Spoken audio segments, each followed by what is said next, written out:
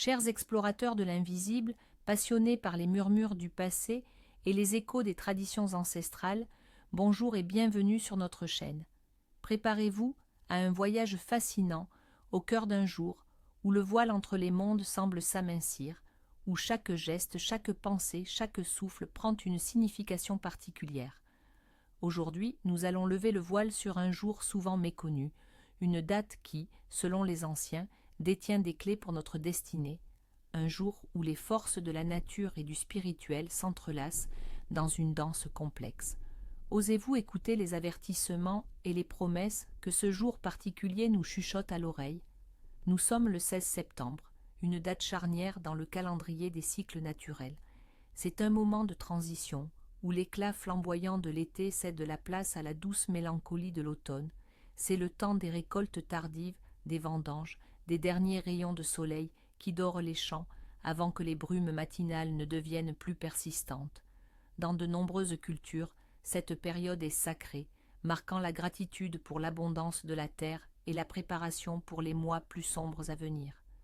Ce jour porte en lui le nom des saints Corneille et Cyprien, mais bien avant leur canonisation, il était déjà imprégné d'énergie primale, de rituels païens liés à la fertilité et à la protection.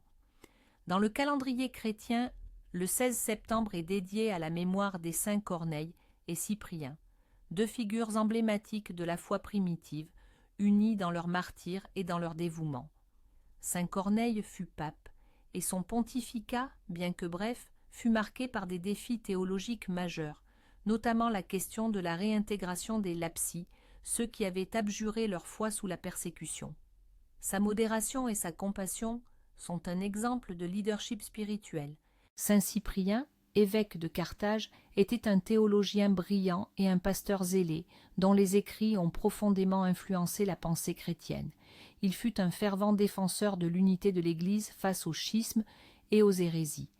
Les fidèles se tournent vers ces saints avec des prières spécifiques en ce jour. Saint Corneille est souvent invoqué pour la guérison, en particulier contre l'épilepsie et les maladies nerveuses, ainsi que pour la protection des enfants. On dit que sa patience et sa fermeté d'esprit peuvent apporter la clarté là où règne la confusion.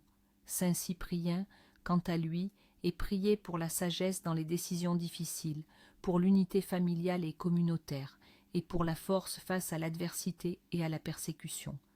Mais derrière ces figures vénérables se dessine l'ombre des croyances plus anciennes.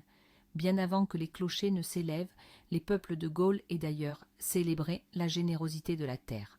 Ce jour pouvait être lié au dernier rite agraire, où l'on remerciait les esprits des champs pour leur bénédiction et où l'on cherchait à apaiser les divinités chthoniennes avant qu'elles ne s'endorment pour l'hiver. C'était un jour où les frontières entre le sacré et le profane, entre le visible et l'invisible, étaient fluides. Laissez-moi vous conter l'histoire, non pas comme une sèche énumération de faits, mais comme une légende tissée par le temps et la foi. Imaginez Rome, au milieu du IIIe siècle, sous le règne de l'empereur Dèce, puis de Gallus. C'est une époque de turbulence où la jeune Église chrétienne est soumise à des vagues de persécution d'une cruauté inouïe. C'est dans ce contexte que naît l'histoire de Corneille. Simple prêtre, il est élevé à la papauté en 251, dans un climat de schisme et de division. Un antipape novacien prêche une doctrine rigide refusant toute réintégration aux chrétiens qui, par peur des tortures, avaient renié leur foi. Corneille, avec une sagesse empreinte de miséricorde, défend une approche plus pastorale, offrant la possibilité de repentance et de réconciliation. Ce choix lui vaut non seulement l'hostilité de Novatiens, mais aussi la vigilance de l'Empire. La légende raconte que sa bonté était telle qu'un enfant, atteint d'une maladie mystérieuse qui faisait trembler son corps et obscurcissait son esprit, l'épilepsie, disait-on, fut amenée à lui. Corneille, par une prière fervente et un geste de bénédiction, apaisa l'enfant, redonnant à sa famille l'espoir et la paix. Ce miracle, ou du moins ce témoignage de guérison, cimenta sa réputation de protecteur des faibles et des affligés. Au même moment, de l'autre côté de la Méditerranée, à Carthage, un autre géant de la foi, Cyprien, mène son propre combat. Converti au christianisme à l'âge adulte, après une carrière brillante en rhétorique, il devient rapidement évêque. Ses écrits sur l'unité de l'Église, la charité et le martyre sont des piliers de la théologie chrétienne. Cyprien est un homme de conviction, mais aussi de grande humanité. Face aux mêmes questions que Corneille, il soutient la position du pape, prônant la réconciliation pour les pécheurs repentants. Mais sa notoriété ne peut le protéger longtemps. Arrêté, exilé, puis finalement jugé sous l'empereur Valérien, Cyprien refuse d'abjurer sa foi. Ses dernières paroles, empreintes de dignité, résonnent encore aujourd'hui. Il fut décapité en 258, faisant de lui le premier évêque d'Afrique à mourir martyr. Corneille, lui, connut un destin similaire. Accusé de trahison envers les dieux romains, il fut exilé par l'empereur Gallus et mourut en captivité en 253. Certains récits parlant d'un martyre par le glaive, d'autres d'une mort due au mauvais traitement. Leur célébration conjointe le 16 septembre n'est pas un hasard. C'est un témoignage de leur alliance spirituelle et de leur combat commun pour la pureté et la miséricorde de l'Église face aux épreuves. Leurs histoires nous rappellent que même dans les temps les plus sombres, la foi, la compassion et l'intégrité peuvent briller d'un éclat éternel. Les murmures du vent, Narodne primete, folk omens. En ce jour du 16 septembre, le monde qui nous entoure parle un langage que seuls ceux qui savent écouter peuvent comprendre. Les anciens croyaient que la nature nous envoyait des signes, des avertissements ou des promesses pour l'avenir. Précision météorologique et agraire. 1. Si la brume du matin persiste ce 16 septembre, traînant son linceul jusqu'à midi, alors l'hiver sera long et rude, et les provisions devront être gérées avec sagesse. C'est un signe que la terre retient son souffle, annonçant un froid persistant. 2. Une abondance inattendue de glands sur les chênes à cette date est le présage infaillible d'un hiver long et particulièrement rigoureux. La nature se prépare, nous avertissant de faire de même. Les chênes, symboles de sagesse, savent ce qui vient. 3.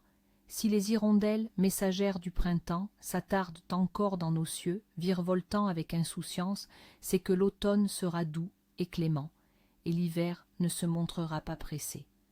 Leur présence est un don de chaleur prolongée. 4. Une pluie fine et continue, qui ne trempe pas, mais imprègne en ce jour, promet une bonne année pour les semailles de printemps et des récoltes généreuses l'année suivante. L'eau douce est une bénédiction pour la terre. 5. Le vent de l'Est, soufflant avec insistance ce 16 septembre, est porteur de discorde et de mauvaises nouvelles. Il apporte les tensions et les conflits, tant dans les foyers que dans la communauté. Les anciens croyaient que les vents avaient des intentions. 6. Si les feuilles des arbres commencent à jaunir du haut vers le bas, l'hiver ne tardera pas à frapper à nos portes plus tôt que prévu. Si c'est du bas vers le haut, l'arrivée du froid sera plus douce. L'arbre est un baromètre naturel. 7. Entendre un merle chanter mélodieusement au petit matin du 16 septembre, même si l'automne approche, est un signe de chance inattendue et de bonne fortune pour les jours à venir. Le chant des oiseaux est toujours un bon présage, signe du quotidien et de la fortune. 1. Trouvez une pièce de monnaie, face visible et brillante, sur votre chemin ce jour est un signe d'abondance financière à venir. Ramassez-la, remerciez le destin, et elle attirera d'autres richesses. Ne la laissez jamais de côté. 2. Briser un miroir ce 16 septembre est un portail ouvert au malheur et au revers pour 7 longues années. Le reflet brisé symbolise une âme fragmentée, des énergies dispersées. La prudence est de mise avec les objets réfléchissants. 3. Si une araignée tisse méticuleusement sa toile près de votre porte d'entrée, ne la dérangez pas. Elle est messagère de bonnes nouvelles et d'opportunités inattendues qui se présenteront à vous très bientôt. L'araignée est une tisserande de destin. 4. Recevoir une lettre ou un message inattendu ce jour, surtout s'il vient de loin, pourrait changer le cours de vos finances, apportant soit une aubaine, soit un avertissement crucial. Soyez attentifs à la correspondance. 5. Laver son linge à la main, ce jour, promet des gains modestes mais constants, une prospérité construite sur l'effort. Utiliser une machine pour cette tâche, en revanche, pourrait entraîner des pertes subtiles et inexpliquées. Le travail manuel honore les esprits. Les portes de l'âme, SNES, en cette nuit. La nuit du 16 au 17 septembre est propice aux rêves prophétiques, des messages codés de votre subconscient ou du monde spirituel. Leur interprétation peut vous offrir une précieuse guidance. Rêver d'une récolte abondante et de paniers débordants signifie une période de prospérité et d'accomplissement de vos désirs. Vos efforts passés porteront leurs fruits. Si vous rêvez d'eau, son état est crucial. Une eau claire et calme symbolise la purification de l'âme, une clarté d'esprit et de nouvelles opportunités. Une eau agitée, trouble ou en crue annonce des turbulences émotionnelles, des défis à surmonter ou des conflits à venir. Les rêves de forêts ou d'arbres majestueux évoquent la croissance personnelle, la sagesse acquise et la connexion à vos racines. Un arbre en fleurs promet de nouveaux amours ou projets, un arbre déraciné des changements forcés. Se perdre dans un labyrinthe. En rêve indique une période de confusion, le besoin de trouver votre chemin et de demander conseil. Une issue trouvée est un signe de résolution prochaine. Rêver de voler signifie un désir ardent de liberté, de transcendance des obstacles ou l'atteinte de hautes ambitions. Tomber dans un rêve peut refléter l'insécurité, la peur de l'échec ou la perte de contrôle dans une situation de votre vie éveillée. Les marques du destin, nées dans ce jour. Ceux qui voient le jour le 16 septembre sont porteurs d'une destinée particulière, façonnée par les énergies de cette journée de transition et de révélation. Ils sont souvent caractérisés par une loyauté profonde et une empathie naturelle qui les pousse à comprendre les autres. Dotés d'une grande sensibilité, ils peuvent percevoir les nuances cachées du monde, ce qui les rend parfois vulnérables aux énergies négatives. Ce sont des âmes artistiques, souvent attirées par la musique, l'écriture ou les arts visuels, où ils peuvent exprimer leur riche monde intérieur. Ils possèdent un sens aigu de la justice et ne supportent pas l'iniquité. Leur esprit est souvent en quête de vérité et de connaissance, les rendant curieux des mystères de l'existence. Cependant, leur sensibilité peut les rendre excessivement critiques envers eux-mêmes ou les autres, et ils doivent apprendre à équilibrer leurs besoins de perfection avec l'acceptation. Ils sont souvent des confidents fiables et des amis dévoués. Les noms sacrés, Imeniniki, Name Days. En ce 16 septembre, nous célébrons traditionnellement les personnes portant les prénoms de Corneille et Cyprien en hommage au saint de ce jour. Nous pouvons également penser à Ludmila, un prénom d'origine slave signifiant « aimé du peuple », souvent associé à cette date dans certains calendriers orthodoxes. Ludmila était une princesse tchèque vénérée pour sa piété et sa charité. Les personnes portant ce nom sont souvent perçues comme charismatiques, dotées d'une grande force intérieure et d'un amour sincère pour l'humanité, cherchant toujours à aider et à unifier. En ce jour sacré, les anciens suivaient des rituels précis pour s'assurer la protection, la prospérité et la clairvoyance. Ces pratiques, transmises de génération en génération, sont des ponts vers les énergies de cette journée unique. 1. Le rituel de purification et de protection du foyer. Objectif: éloigner les maladies, les énergies négatives et les esprits malveillants, assurer la paix et l'harmonie dans la maison. C'est essentiel avant l'arrivée de l'hiver où les esprits peuvent se faire plus insistants. Ce qu'il vous faut: des herbes séchées comme la sauge, le romarin ou le thym, des protecteurs ancestraux, une petite pincée de sel gros, une bougie blanche et, si possible, un peu d'eau bénite ou de l'eau de source. Quand et comment le pratiquer? Au lever du soleil ou au crépuscule. Allumez la bougie blanche dans la pièce centrale de votre maison. Puis prenez un petit récipient résistant au feu et brûlez-y une petite quantité d'herbes séchées. Laissez la fumée se répandre doucement en portant le récipient dans chaque pièce de la maison, en commençant par le seuil de la porte d'entrée et en progressant dans le sens des aiguilles d'une montre. Pendant ce temps, récitez mentalement ou à voix haute une intention simple: que tout mal s'éloigne, que la paix et la lumière demeurent ici. Ensuite, saupoudrez une fine ligne de sel gros devant toutes les fenêtres et les portes, comme une barrière invisible. Enfin, si vous avez de l'eau bénite ou de l'eau de source chargée d'intentions positives, aspergez légèrement les cadres de porte et les coins sombres des pièces en traçant de petits signes de croix, invitant ainsi la bénédiction. Que faire après? Laissez la bougie se consumer entièrement, sous surveillance. Les cendres des herbes brûlées doivent être dispersées à l'extérieur, loin de votre propriété, de préférence à un carrefour ou au pied d'un vieil arbre, pour que les énergies négatives soient emportées. 2. Le rituel de récolte et de gratitude. Objectif. Remercier la terre et les esprits de la nature pour l'abondance reçue et assurer la continuation de la prospérité pour l'année à venir. C'est un acte d'humilité et de reconnaissance. Ce qu'il vous faut. Une petite portion des premiers fruits de votre récolte, même s'il ne s'agit que de quelques pommes, noix ou une poignée de grains, un morceau de pain frais et un verre de vin ou de jus de fruits. Quand et comment le pratiquer? En plein jour, dans un espace extérieur, votre jardin, un balcon ou même un parc où vous vous sentez connecté à la terre. Disposez les fruits, le pain et le vin sur un linge propre. Agenouillez-vous ou asseyez-vous confortablement. Fermez les yeux et visualisez l'énergie de la terre, sa générosité. Ouvrez les yeux et offrez ces présents à la terre. Texte du rituel, invocation.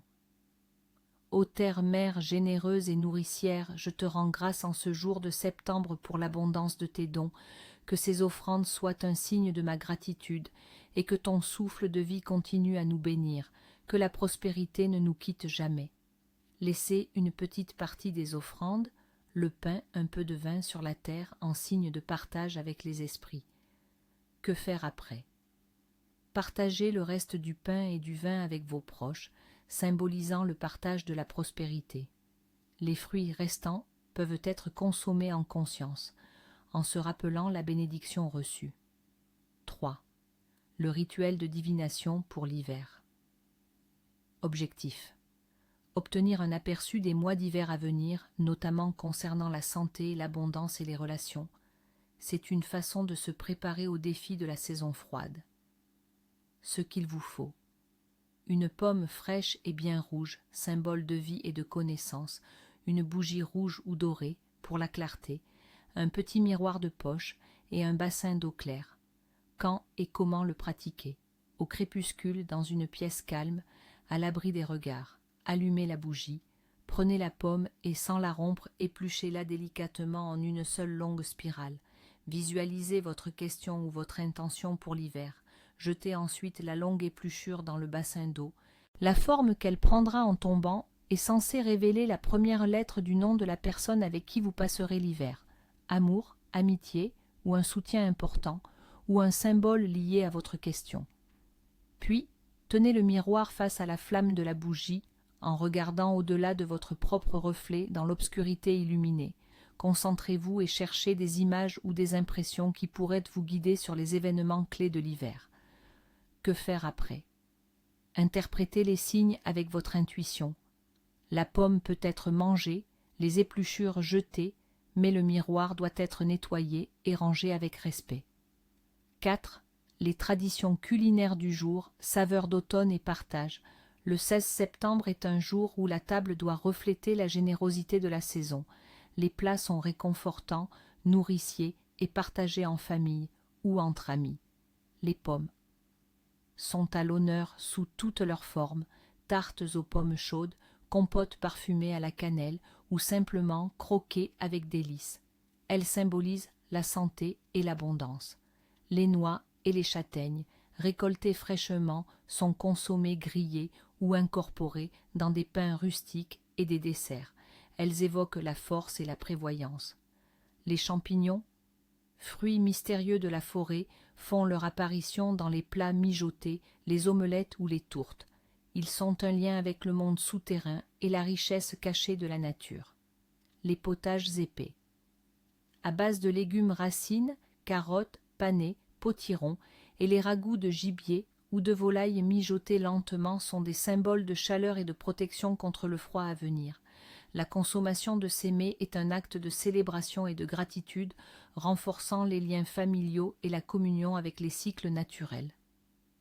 En ce 16 septembre, il est impératif de respecter certaines interdictions, car la violation de ces règles ancestrales peut attirer des conséquences inattendues et parfois néfastes. Les énergies de cette journée sont puissantes et ne doivent pas être prises à la légère. 1. Interdiction d'ordre quotidien et personnel. Ne travaillez point la terre après le coucher du soleil. Au crépuscule du 16 septembre, la terre respire et les esprits chtoniens s'éveillent. Perturber le sol en creusant, labourant ou plantant, c'est risquer d'éveiller ces entités souterraines. Elles pourraient, en retour, tourmenter vos récoltes futures, causer des sécheresses inexpliquées ou des maladies aux plantes, et même semer la discorde dans votre foyer. La terre a besoin de son repos nocturne. Évitez de couper vos cheveux ou vos ongles. Les cheveux et les ongles sont considérés comme des extensions de notre force vitale. Les couper en ce jour affaiblirait votre lien avec les énergies protectrices de la terre et du ciel. Cela pourrait vous rendre plus vulnérable aux maladies, affaiblir votre aura et même attirer des pensées sombres ou la mélancolie pour les semaines à venir. Préservez votre essence vitale. Ne laissez pas votre demeure dans le désordre. Un foyer chaotique est une invitation ouverte aux esprits errants et aux énergies négatives qui cherchent un refuge. La poussière accumulée et le désordre attirent la confusion et la malchance. Assurez-vous que votre maison soit propre et rangée, car un espace harmonieux reflète une âme sereine et un futur prospère. L'ordre physique est le reflet de l'ordre intérieur. Laissez la porte d'entrée ouverte après le crépuscule. Après le passage du soleil sous l'horizon, le voile entre les mondes est plus fin. Une porte d'entrée laissée ouverte est une brèche, une invitation involontaire pour des entités indésirables à pénétrer votre foyer. Elle pourrait y semer la peur, le trouble et même des cauchemars. Fermez toujours votre porte et, si possible, passez une main au-dessus du seuil en pensant à la protection. Protégez votre sanctuaire. 2. Interdiction d'ordre financier et matériel. Ne prêtez ni n'empruntez d'argent ce jour. Les transactions financières en ce 16 septembre sont empreintes d'une énergie instable. Prêter, c'est risquer de ne jamais revoir votre argent ou de créer une dette karmique avec la personne. Emprunter, c'est s'enchaîner à des difficultés financières inattendues ou à un cycle de dettes interminable. Gardez votre bourse close et évitez toute spéculation. Maintenez l'équilibre. Ne faites pas de gros achats, surtout des biens durables. Acquérir des biens de grande valeur en ce jour peut les imprégner d'une énergie de fragilité ou de malchance. Un véhicule acheté ce jour pourrait être sujet à des pannes, un meuble précieux à la détérioration rapide. Attendez un jour plus propice pour les investissements importants. La prudence est mère de sûreté. Gardez-vous de jeter de la nourriture, surtout le pain. Jeter de la nourriture est un affront direct à la générosité de la terre et à l'abondance. Le pain, sacré dans de nombreuses cultures, est le symbole de la vie elle-même. Un tel geste pourrait attirer la pénurie et la faim dans votre foyer, ou du moins des difficultés inattendues pour subvenir à vos besoins. Honorez chaque miette. 3. Interdiction d'ordre social et spirituel. Abstenez-vous de commencer de nouveaux projets importants. Ce n'est pas un jour pour jeter les fondations d'une entreprise majeure, pour signer des contrats cruciaux ou pour initier de grandes aventures. Les énergies de transition peuvent rendre les débuts incertains, semant des obstacles imprévus et menant parfois à des échecs retentissants. Mieux vaut planifier et attendre un alignement plus favorable. La patience est une vertu. Gare à la critique et à la médisance. Chaque mot prononcé en ce jour porte une énergie amplifiée. Les critiques acerbes, les jugements hâtifs et la médisance reviendront à vous sous la forme de querelles, de malentendus et d'inimitiés. La langue est un instrument puissant, utilisez-la pour l'harmonie et la bienveillance ou gardez le silence. La parole est créatrice, évitez de vous plaindre ou de vous lamenter. Les plaintes et les lamentations attirent la mélancolie et les revers. En vous focalisant sur ce qui manque ou ce qui va mal, vous invitez ces énergies négatives à s'ancrer dans votre vie. Ce jour, concentrez-vous plutôt sur la gratitude, sur les bénédictions reçues pour attirer la joie et la prospérité. la gratitude ouvre les portes de l'abondance, que la sagesse des anciens vous guide et que les mystères du 16 septembre vous révèlent leurs plus profonds secrets. N'oubliez jamais que chaque jour est une page nouvelle, mais que certaines pages sont écrites avec une encre plus ancienne, plus puissante. Soyez attentifs, soyez respectueux, et que la lumière vous accompagne. À très bientôt pour de nouvelles explorations.